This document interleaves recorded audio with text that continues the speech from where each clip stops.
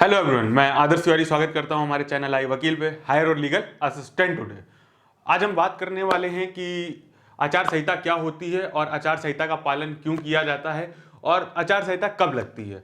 तो सबसे पहले मैं आपको ये बता देना चाहता हूं कि जो आचार संहिता शब्द है वो संविधान में कहीं पर भी नहीं दिया गया है।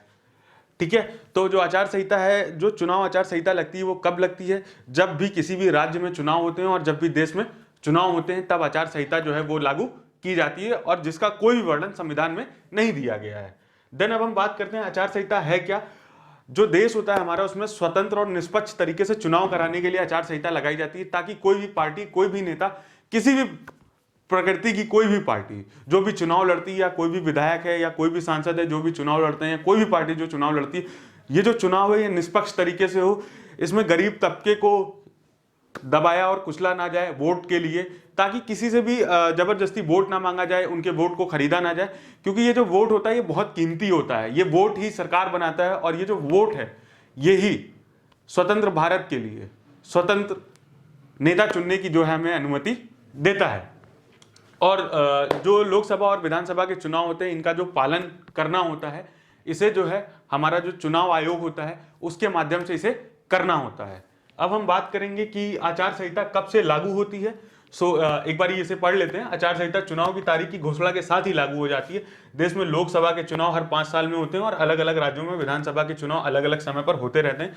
चुनाव आयोग के कार्यक्रमों का ऐलान करते ही आचार संहिता लागू हो जाती है। अब देखिए क्या है कि जो आचार संहिता होती है ये लागू कब होती है? जब भी किसी राज्य में विधानसभा के चुनाव होते हैं या देश में राज्यसभा के चुनाव होते हैं तब यह आचार संहिता लागू होती है। जैसे ही इस डेट का ऐलान होता है तुरंत जो चुनाव आयोग होता है वो जो है आचार संहिता जो है वो लागू कर देता है। ठीक है, अब हम बात करते हैं कि अब इसमें देखिए मैंने आपको 1-2 पॉइंट बताए हैं, ठीक है, कि कैसे क्या है। तो उसके पॉइंट का मतलब ये है कि कोई भी जो सरकारी गाड़ी होती है या सरकारी मशीनरी होती है, कोई भी विभाग में जो भी सरकारी चीजें होती है, इसे कोई भी प्रॉपरली अपने लिए इस्तेमाल नहीं कर सकता। दूसरा, कोई नेता किसी भी प्रकार की कोई भी घोषणा नहीं कर सकता, ना ही किसी नए योजना का उद्घाटन कर सकता है, ना ही कोई नई योजना का अनावरण कर सकता है। और इसको पालन इसलिए करना होता है क्योंकि ये जो चुनाव जो आचार संहिता लगती है इसमें होता क्या है कि जो नेता होते हैं वो वोटर्स को लुभाने की कोशिश करते हैं। और आपने, जैसा कि हम सभी जानते हैं कि यूपी में भी चुनाव का माहौल है, तो आचार संहिता लगी हुई है, इसीलिए थोड़ा सा आपको आचार संहिता के बारे में ब्रीफ में नॉलेज दिए दे रहा हूं। और चुनाव के दौरान कभी भी धन और बल का प्रयोग आप नहीं कर सकते हैं। और कोई भी व्यक्ति जो भी शस्त्र रखता है, जिसके पास भी गन होती है, पिस्टल होती है या दुनाली होती है, उसे भी जो है वो सरकारी विभागों में जमा करानी पड़ती है, ताकि चुनाव के दौरान कोई भी अराजकता ना फैले और ताकि कोई भी दंगे ना हो और जो चुनाव है वो पूर्णतः निष्पक्ष तरीके से हो, क्योंकि जो लीडर होता है वो जनता के द्वारा चुना जाता है। और अगर जनता के साथ ही दंगा फसाद हो जाएगा तो फिर जनता अपना लीडर कभी चुन नहीं पाएगी। इसीलिए जो है वो आचार संहिता लगाई जाती है चुनाव के पहले। उल्लंघन करने पर कार्रवाई क्या है?